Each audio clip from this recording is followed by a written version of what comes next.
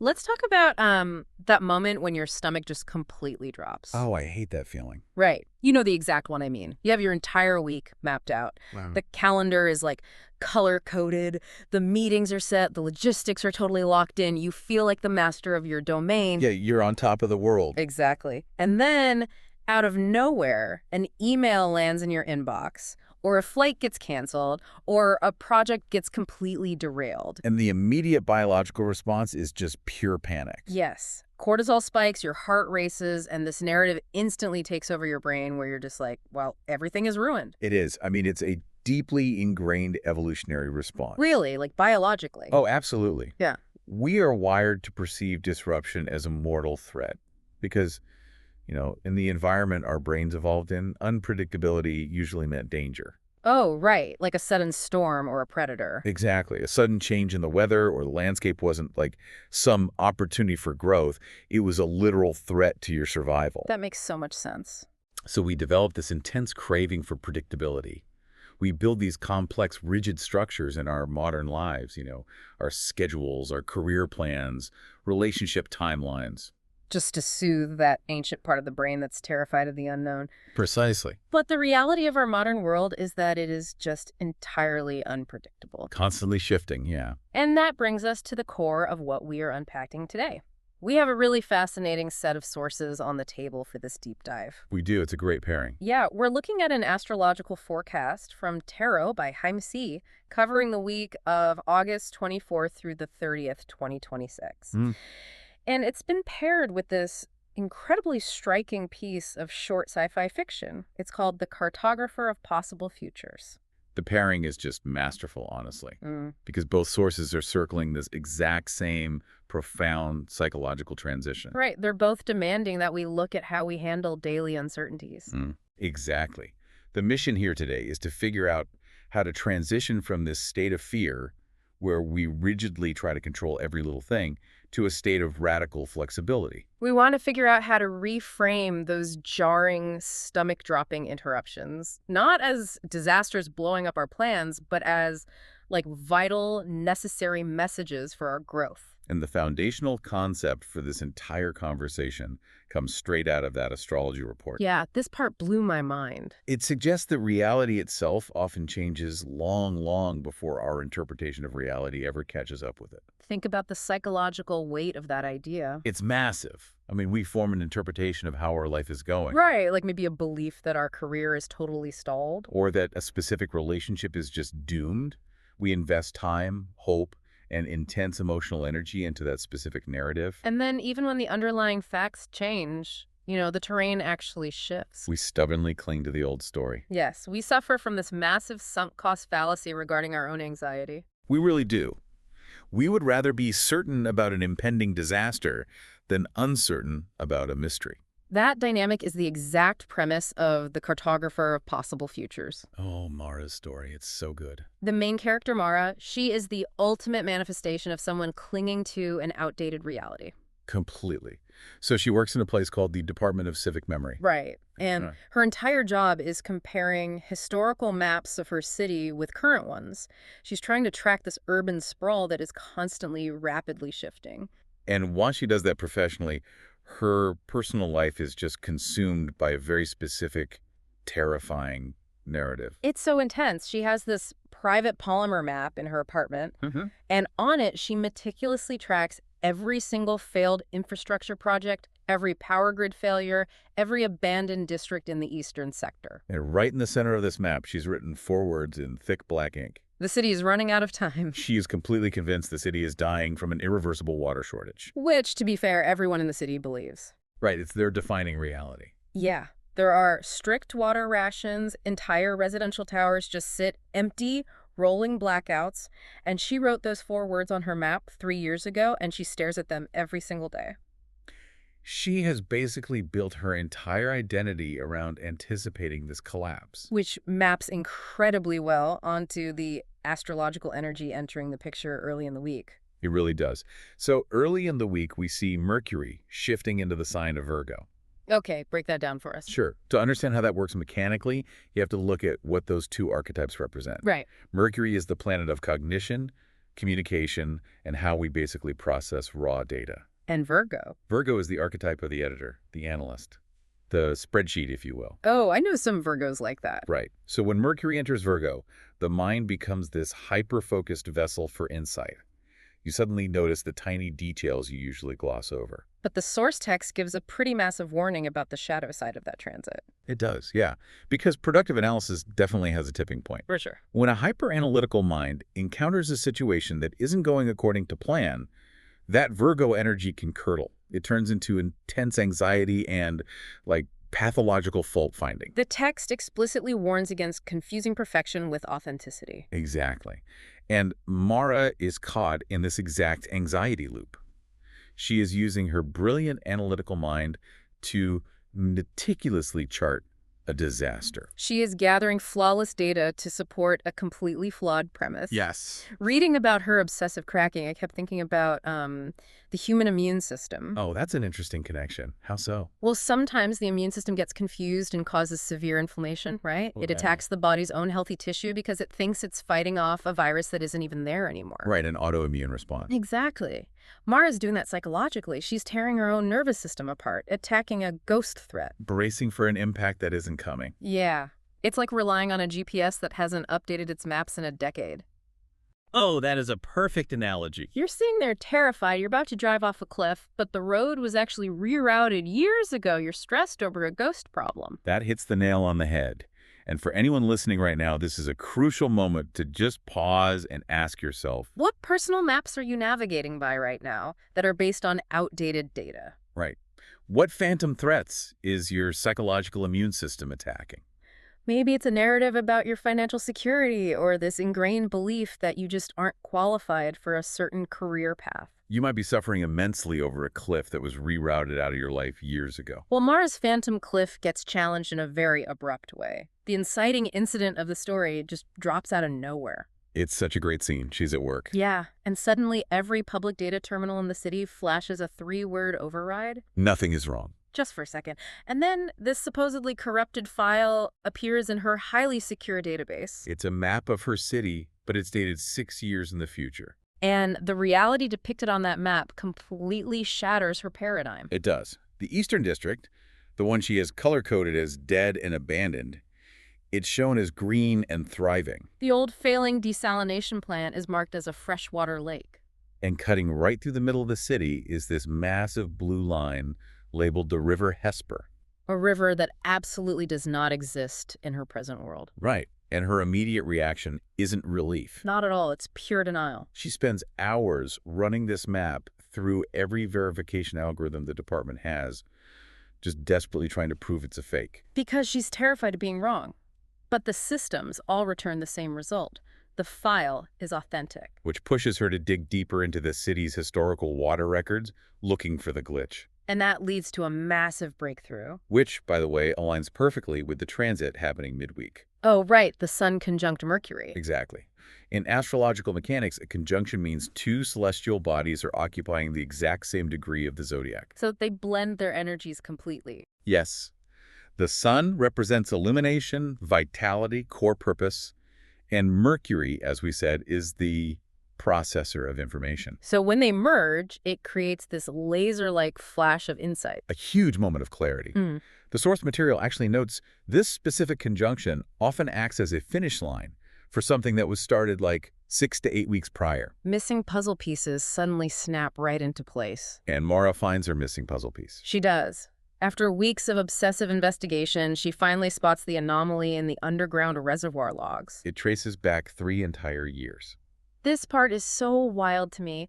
A maintenance engineer doing a routine manual input into the automated system had entered the reservoir's depth in millimeters instead of centimeters. Single keystroke. One mundane human error. Literally one typo. But because the city's infrastructure relies on thousands of interconnected predictive models, that one tiny error just cascaded. It was exponential. Yeah. The algorithms saw the millimeter input, interpreted it as a catastrophic drop in water levels, and automatically triggered the rationing, the blackouts, the panic. For 3 entire years, millions of people lived in a state of terminal dread, believing the water was gone. But there was never a shortage. The water was always there. The way the author handles Mara's reaction to this discovery is brilliant because it is profoundly uncomfortable. Yeah, she doesn't jump out of her chair and celebrate. No, she just sits there, completely frozen. She lets out this hollow laugh. She is suddenly confronted with the realization that all her stress, her entire identity as the lone watcher of the apocalypse, was built on a math error. A typo. And when she takes this world-altering discovery to her supervisor, his reaction is even more disturbing. Oh, the supervisor. He orders her to bury the correction. Yes. He tells her the public is too fragile. They have built their entire lives around the crisis. He literally says, sometimes you have to be certain enough to survive being wrong. He is terrified of the psychological whiplash. And this brings us to the absolute centerpiece of the week's astrology. The full moon in Pisces, which is also a lunar eclipse. That's a big deal, right? A massive energetic signature. An eclipse acts as an accelerator. It clears out old structures. And this particular eclipse is the third in a series that started way back in September 2024. Wow, so it's a long story arc. Yeah, and Pisces is the sign of the collective unconscious. It's about dissolution, spirituality. The astrological report uses a phrase here that honestly stopped me in my tracks. What was it? It says, this eclipse unravels the narratives we use to tolerate uncertainty. Oof, yes. We use our anxiety as a coping mechanism. Exactly. Like, if we can't control the future, we will at least control our narrative about how bad the future is going to be. Because it provides a false sense of agency. Right. The Pisces eclipse challenges that directly. It demands that we move away from fault-finding, from blaming the maintenance engineer, blaming the systems, and instead move into compassion. It asks us to release that white-knuckled grip we have on needing to control every outcome. The profound lesson here is that relief doesn't actually come from striving harder to fix the map. It comes from the gentle, quiet acknowledgement that a particular story has simply reached its conclusion. The crisis is over. Okay, I have to stop here because this is where the rubber meets the road for me. Fair enough. Letting go of control sounds beautiful in theory. It's a great sentiment for, like, a yoga retreat. Sure. But the astrology report also points out that this eclipse is interacting with some very intense, chaotic planetary energies. It is. So how does someone practically shift from being terrified to being flexible when their nervous system is actively being hijacked by disruption? That is the ultimate challenge. And the astrology report gives us a really fascinating configuration to look at regarding this exact tension. There is a yod occurring that week. Okay, I saw that term in the notes, but what exactly is a yod? Astrologers sometimes call it the finger of God. Sounds dramatic. Visually, on a birth chart, it looks like a long, narrow triangle. Mechanically, it happens when two planets are in a harmonious, cooperative angle, a sextile, 60 degrees apart. Okay, I'm with you. But both of those planets are pointing at a third planet at a 150-degree angle, which is called the quincunx. Quincunx. That sounds like a medieval torture device. Well, it acts a bit like one psychologically. Oh, great. A quincunx is this awkward blind spot angle. The planets involved don't understand each other's language. So you have these two cooperative planets funneling all their intense energy into this third planet that doesn't know how to process it. So it just builds up pressure. Immense, localized pressure. And in this week's sky, the planets at the base are Pluto and Neptune, pointing right toward the eclipse. Wow. This creates a massive shadow side, a desperate urge to save the situation, to play the martyr, to control the narrative, to try and protect people from the chaos. Oh, just like Mara's supervisor, trying to save the public from the truth by lying to them. Precisely. The tension is unbearable. But the source text offers a very clear redefinition of intelligence to help break this pressure. Yeah, it states that true intelligence is not the same as always being right. Real intelligence is the ability to revise. To revise, yes. So practically when that nervous energy hits, you don't fight the disruption. You shift your objective. Right. Your goal is no longer to defend your old, outdated map. Your goal is to stay curious enough to recognize that the interruption might contain the exact correction you desperately need. You stop trying to prove the cliff is there, and you start looking for the millimeter that should have been a centimeter.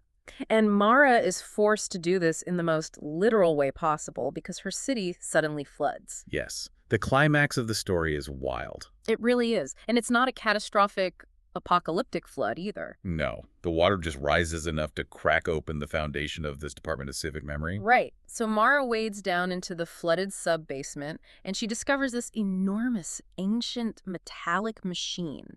And it's just absorbing the ambient light. There are no keyboards, no screens, just this three-dimensional map hovering inside it.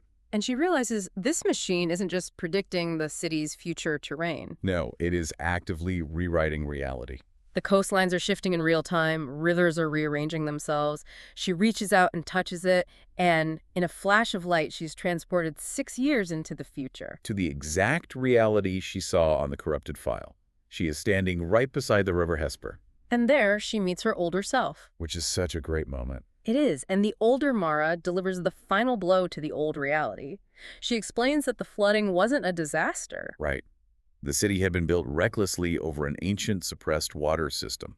When the failing infrastructure finally gave way, the water wasn't attacking the city. It was just trying to return to its original channels. It was, as the older Mara calls it, an interruption. Reframing a flood as an interruption completely changes the paradigm. It strips the moral judgment away from the event entirely. And this concept ties directly into the astrology capping off the week. Yes, Mercury and the Sun forming a square to Uranus. Okay, let's break down the mechanics of a square, because Uranus is usually associated with chaos, right? Uranus is the planet of sudden breakthroughs, radical rebellion, and the shattering of confining structures. Okay. A square in astrology is a 90-degree angle. Think of two cars arriving at an intersection at the exact same time, and neither wants to yield. Sounds like a crash waiting to happen. It creates intense friction. It demands action. It is not a gentle flowing energy. It forces a structural change. So when the Sun and Mercury score Uranus, it produces these shocking, brilliant insights. Exactly. But the key here is that these insights are not designed to get everything back to normal. Because normal was built on a typo. Normal was the problem. Right. The Uranus energy forces us to ask if the old structure was ever actually working or if we were just used to the pain of it. Yeah, that's exactly it. It makes me think about a massive software crash. Oh, like on your computer. Yeah. Imagine you are in the middle of a huge presentation, you haven't saved your work, and the screen just suddenly goes black. Oh, the worst feeling. The immediate feeling is absolute rage and panic. You want to just throw the laptop out the window. Sure. But when the machine reboots, it forces this underlying operating system update. And that update fixes a critical hidden vulnerability in the background that hackers were about to exploit. Oh, wow. The crash, the mistake, the interruption was actually the system intervening to save you from a catastrophic failure down the road. That is the exact wisdom we need to extract from Mara's journey and apply to our own week. Okay, so how do we apply it? The astrological text gives very specific advice here. When you're faced with an unexpected disclosure, a technical failure, or a sudden change in plans this week, that Uranus energy is going to make you restless. You'll want to impulsively quit the job or send the angry text or just blow the whole project up. It's that urge to just burn it all down because the anxiety of fixing it is too high. But the advice is to channel that restless urge into one small, contained change that you can finish in a single sitting. Oh, interesting. So don't blow up your life, just change one thing. Exactly. Slow down before you react. Verify the new information. Let that first massive wave of cortisol pass. Treat the disruption not as a roadblock, but as, like, neutral data. Yes. Ask yourself, what is this interruption trying to show me about my old map? So how do we actually operate day-to-day with this mindset? Like, if we accept that reality is constantly editing itself, how do you even plan your week? The end of the story gives us a beautiful blueprint for this, I think. Yeah, Mara returns to the present, and only 3 seconds have passed in her timeline. She walks back to her apartment, she looks at her rigid polymer map, and she looks at those terrifying words. The city is running out of time. She pulls the map off the wall. And as she turns it over in her hands, she sees something on the back. She finds a faint blue line running across the material. It's the River Hesper. And hovering above it are those 3 words from the terminal. Nothing is wrong. But her understanding of that phrase has completely inverted. It didn't mean her old reality was perfectly fine. Right. It meant there is absolutely nothing wrong with reality changing. The only true mistake was her arrogant belief that her version of the world had to remain permanent just because she had suffered for it. Man, that's heavy. And this beautifully echoes the final piece of the astrological puzzle. Yes, the lunar eclipse happens in conjunction with a very powerful fixed star called Fomalhaut. Okay, what kind of energy does a fixed star bring? Fixed stars often act like amplifiers for the planets they touch. Okay. And Fomalhaut is known as one of the royal stars. It carries a highly idealistic, almost magical frequency. It demands immense spiritual integrity. But I'm guessing there's a catch. Always. Its shadow side, and royal scars always have a shadow side, is the downfall that comes from hubris. Ah. From that savior complex we talked about with the Yod. From trying to perfectly control every detail of the universe. So Mara taking down her map of doom is really her stepping out of the hubris of needing to be the one who tracks the apocalypse. Exactly. She's stepping into the higher integrity of Fomalhaut. And her final action is this act of profound radical trust. Yes. She gets a blank piece of parchment. She starts to draw a new map, but she doesn't draw the rigid, unforgiving lines of the city grid. She draws the river. And more importantly, she intentionally leaves massive blank spaces on the paper. Places where she just admits she doesn't know what belongs there yet. She has finally internalized the wisdom that true intelligence means allowing the world the space to contradict you. Leaving blank spaces in our own lives is incredibly difficult, though. For sure. When we design our works, our careers, our 5-year plans, we tend to operate like rigid architects. Right. An architect drafts a blueprint and then attempts to force the raw terrain to conform to that drawing. If there's a boulder in the way, they just blast it. But Mara has learned to become an observant cartographer. A cartographer doesn't force the terrain. They simply observe where the river naturally wants to flow, and they map it accordingly. We fill every single hour on our calendars. We leave no room for the universe to introduce a river Hesper. We leave no room for an interruption to bring us better data. So for you listening, how can you leave blank spaces in your plans this week? Maybe it's literal, like blocking out 2 hours on a Wednesday afternoon with absolutely nothing assigned to it just to see what surfaces. Or maybe it's cognitive. When you're deadlocked in an argument, intentionally leaving a little blank space in your mind that acknowledges, hey, I could be operating on a millimeter measurement here. I could be completely wrong. It requires a massive amount of vulnerability to admit that the map you've been using might be flawed. But the liberation that follows is just immense. You no longer have to spend your energy defending a dying city. Oh, true. So we started this deep dive exploring the biological terror of a ruined plan. We looked at Mara, trapped by her own analytical mind, bracing for a collapse that was literally nothing more than a clerical error. We dissected how hard it is to let go of our anxiety when it has basically become our primary coping mechanism. And we saw how an unpredictable interruption, like a flood, a system crash, a canceled flight, can often be the exact thing that forces us out of an outdated reality and into a thriving one. True intelligence is noticing when the answer has changed. It's having the flexibility to erase the old lines. Which leaves us with a final thought to mull over. Yes. We've talked a lot about our personal maps today, but think about the collective maps we are navigating by as a society. Oh, that is a fascinating thread to pull. Right, because we are currently building massive, complex AI systems and algorithms that dictate our financial markets, our social feeds, our justice systems. And we are training those systems on historical human data. Exactly. So what if we are the maintenance engineer? Oh, wow. What if we are actively hard-coding our old millimeter panic, our biases, and our outdated fears into the very foundation of the next era? If we don't learn how to leave blank spaces, how to cultivate radical flexibility, we run the risk of automating our own anxiety for generations to come. We might be building a city that thinks it's dying simply because we forgot to tell the machine that the water is still there. It's definitely something to think about the next time your GPS tries to drive you off a cliff. It really is. Well, thank you so much for joining us on this deep dive. Stay curious, leave some blank spaces on your map, and try to embrace the interruptions this week. We'll catch you next time.